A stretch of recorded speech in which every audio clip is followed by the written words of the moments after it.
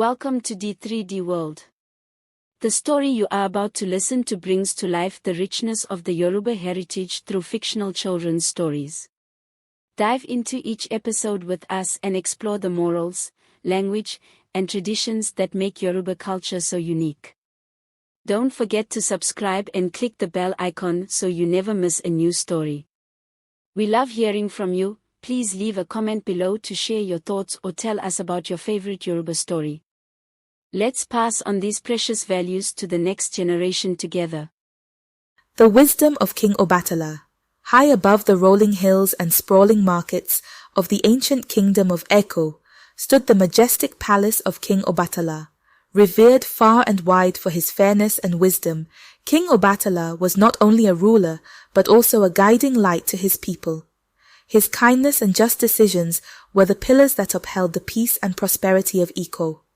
His kingdom was where the arts flourished, scholars debated, and people lived in harmony. One radiant morning, as the sun painted the sky with golden hues, King Obatala, aware of the fleeting nature of life and the importance of succession, called his 3 children to the throne room. With the kingdom's nobles gathered, he posed a challenge that would test their wisdom and suitability to rule.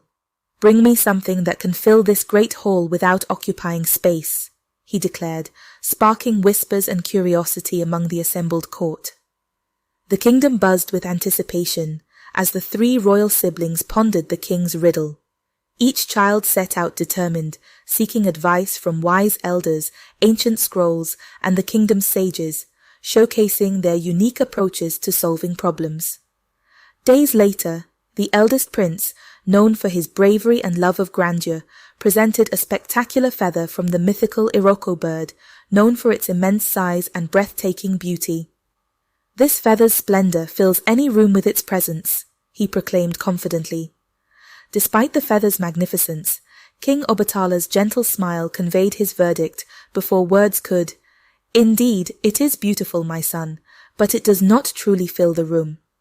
Not to be outdone, the middle child, a princess known for her joyous spirit and love of the arts, brought a troupe of the kingdom's finest dancers and musicians.